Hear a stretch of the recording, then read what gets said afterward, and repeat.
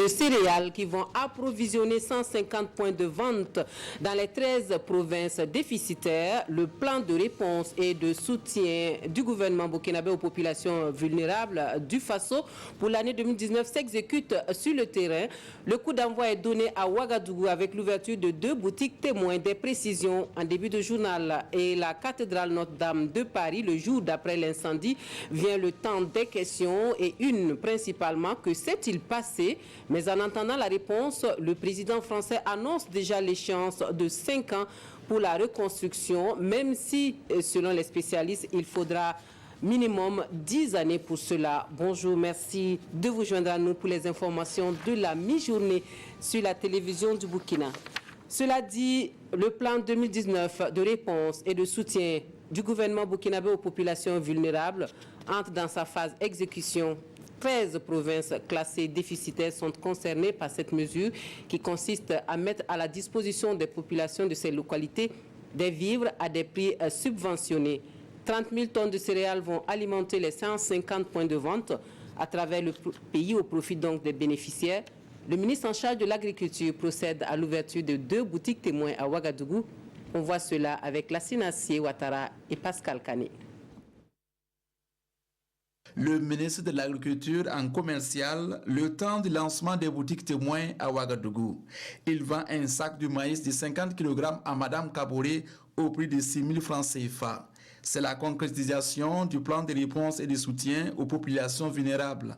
Les boutiques témoins de Zongo et de Yagma sont ainsi ouvertes. Ce plan va permettre l'ouverture de 150 points de vente à travers le Burkina pour permettre aux personnes vulnérables d'avoir accès aux céréales à des prix réduits. C'est également l'occasion pour le ministre de tirer des leçons des opérations antérieures.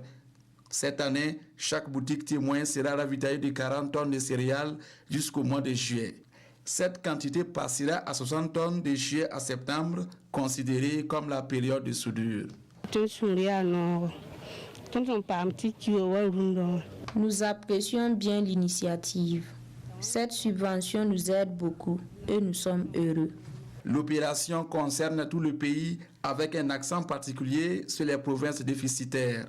Elle se poursuivra jusqu'en décembre et va permettre de mettre à la disposition des populations vulnérables 30 000 tonnes de céréales d'une valeur de 9 milliards de francs CFA. Et si les campagnes agricoles sont de plus en plus déficitaires dans le Sahel particulièrement, la faute à la variabilité climatique qui s'est accentuée ces derniers temps dans la région. Le comité inter-État de lutte contre la sécheresse au Sahel, en quête de solutions innovantes aux effets des changements climatiques, organise, en partenariat avec le gouvernement néerlandais, une conférence à Ouagadougou. Objectif, favoriser un partage de connaissances et l'interaction. En ligne de mire, la mise en place d'un réseau pour produire des résultats probants. Salif Belem Aboubakar Sagnon. Cette conférence des pays du CILS se veut une école de partage d'expériences sur les solutions que les technologies de l'information et de la communication et les données géospatiales peuvent apporter à l'amélioration de la productivité agricole.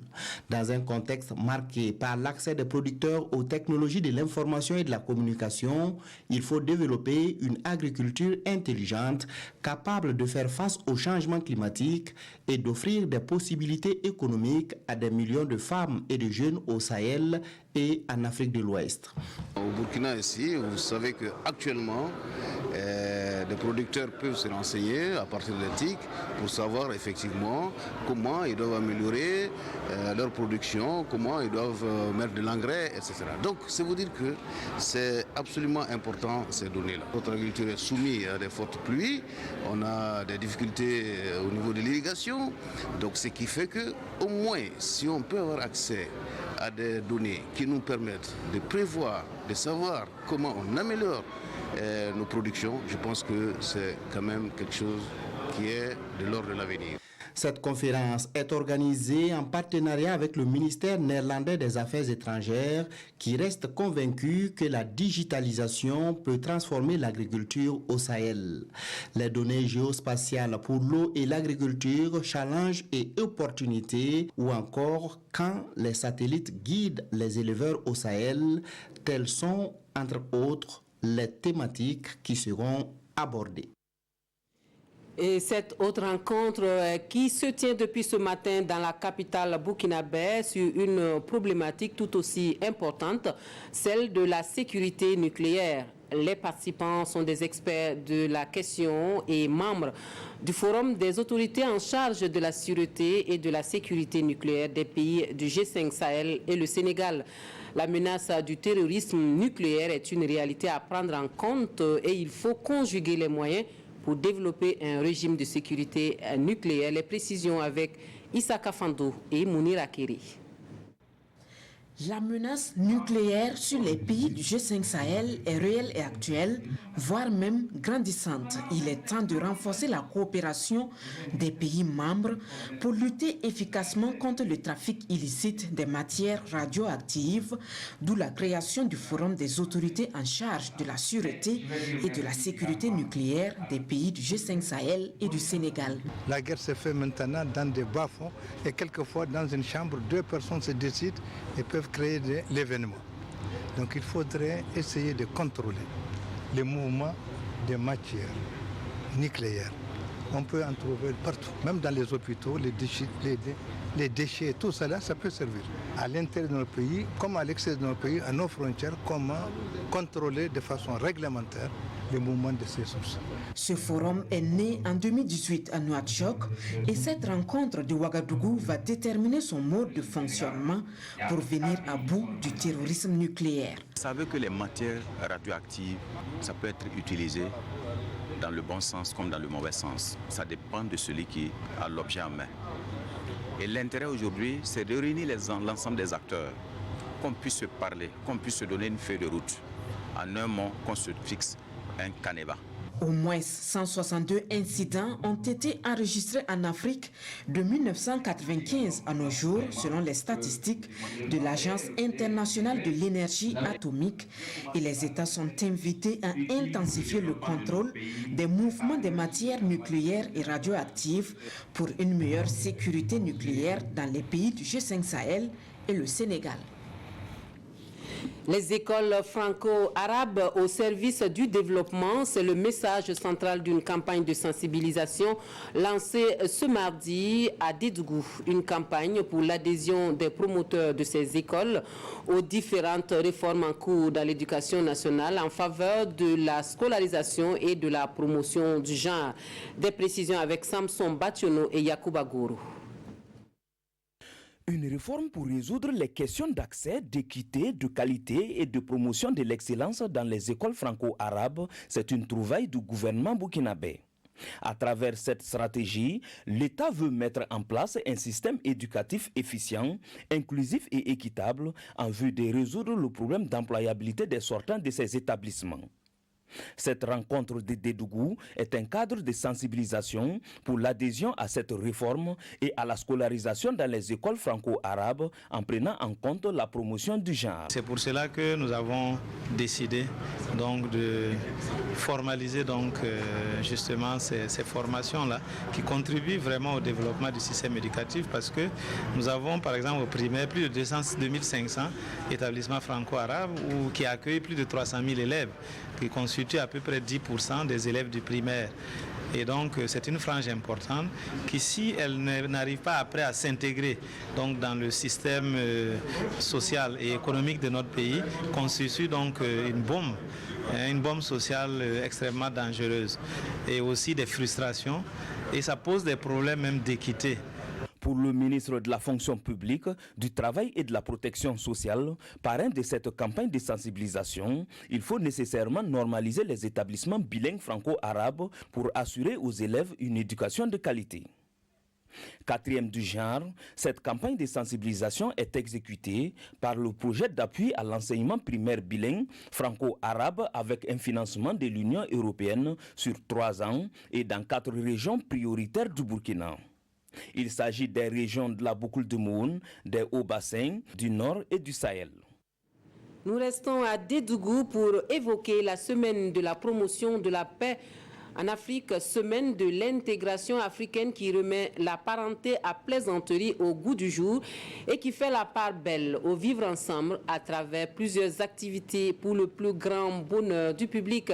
L'ambition, c'est de sauvegarder les valeurs ancestrales qui, de tout temps, font la promotion de la cohésion sociale. La clôture de la semaine avec Samson Bationo et Karim Ouedraogo. Ensemble.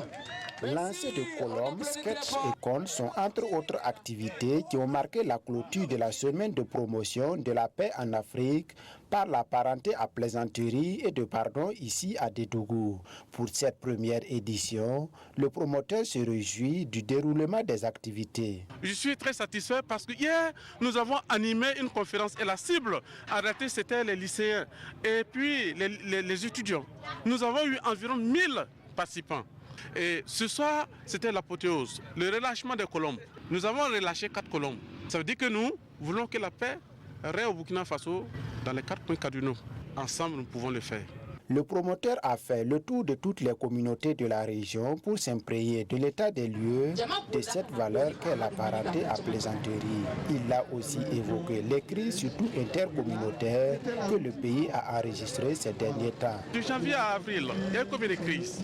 Yirgou, Zohara, Arbinda, et ici même à Dédougou, c'est-à-dire à 7 km de Dédougou à Massala, il y a eu une crise en 2012 entre Peul et Boaba. Ce n'est pas possible. Après 200 années de cohabitation, on doit éviter que cela se répète. Je crois qu'il faut faire quelque chose. Et ce quelque chose, c'est la promotion de la parenté à plaisanterie, vecteur de cohésion sociale. Mais on peut maintenant prendre conscience et se dire plus jamais ça. C'est le plus jamais ça là, c'est ce qui nous amène aujourd'hui à faire ce que nous sommes en train de faire. Promouvoir la parenté à plaisanterie. Pourquoi chercher à faire la parenté à plaisanterie un instrument, un vecteur de paix et de cohésion sociale? Parce que sans paix, il n'y a pas de développement. Pour recadrer ou même institutionnaliser la parenté à plaisanterie, c'est le souhait du promoteur. Rendez-vous est donné le 4 avril 2020 pour la prochaine édition. Alors, mesdames et messieurs. L'actualité étrangère nous conduit en France où le lendemain de l'incendie de Notre-Dame de Paris rime avec multiples interrogations sur le sinistre, ses causes et ses dégâts. Alors que l'on craignait le pire, l'enceinte de la cathédrale n'a pas été détruite par les flammes. Les œuvres du trésor ont été sauvées. Reste l'épineuse question de la reconstruction. Le président français Emmanuel Macron dit vouloir faire cela d'ici 5 ans, mais pour les experts, il faudra minimum 10 ans. Voici venu le temps des questions pour Notre-Dame. Au lendemain de l'incendie de Notre-Dame de Paris, le président français Emmanuel Macron s'est exprimé à la télévision. Il a exprimé le souhait que la cathédrale soit rebâtie très rapidement. Nous sommes ce peuple de bâtisseurs. Nous avons tant à reconstruire. Alors oui, nous rebâtirons la cathédrale Notre-Dame plus belle encore. Et je veux que cela soit achevé d'ici 5 années. Nous le pouvons. Et là aussi, nous mobiliserons. Je crois très profondément qu'il nous revient de changer cette catastrophe en occasion de devenir tous ensemble, en ayant profondément réfléchi à ce que nous avons été et à ce que nous avons à être, devenir meilleurs que nous ne le sommes. Sur Twitter, la maire de Paris, Anne Hidalgo, a souligné le défi immense que représente la restauration de Notre-Dame de Paris. Elle a raconté s'y être rendue à l'intérieur pour constater les dégâts et y avoir découvert une scène de désolation.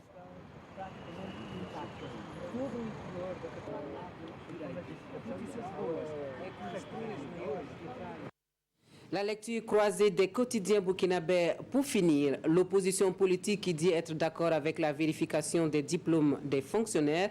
La réponse du président du Fasorok, Marc Christian Kaboré, à l'ancien président Blaise Compaoré sont des sujets commentés par les journaux du jour. La revue de presse avec Abdoul Rasman et Zongo. Missive ou correspondance de Blaise Compaoré en date du 29 mars est reçue par Roch Marc Christian Kaboré le 12 avril sur la situation nationale. Hier, on en parlait dans les médias et Roch prend acte, publie l'Observateur. De son côté, aujourd'hui, Faso confirme en affichant Roch Kaboré a répondu à Blaise Compaoré.